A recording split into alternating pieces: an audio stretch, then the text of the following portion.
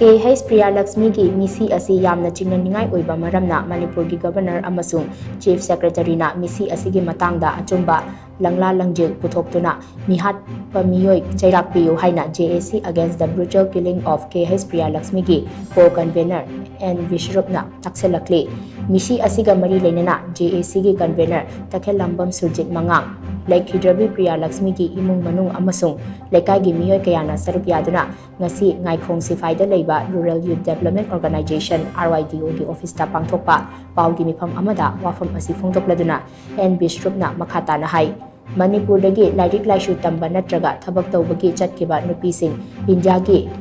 mayon lamgi miyoy singna hanthana yengba sanapot kumna uba amadi sarak tamlaga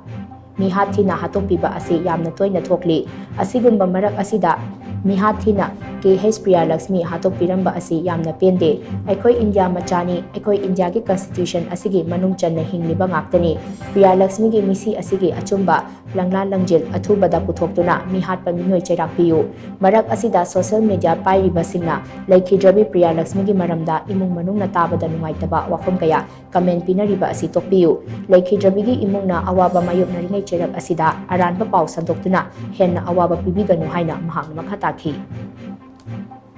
Manipur ki Governor, Chief Secretary, tongan ba leiba DG na singsu ekoi gi leihidraba ngasi Delhi da leibanina ekoi district ki leibo officer singji through gi satpadadi yam tapkadaba aduga state ki thakta lakbanina Chief Secretary aduga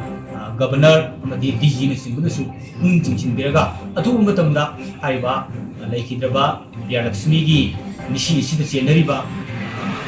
MEEOI si kana mo haibu khangtopa adugo loinana siribusi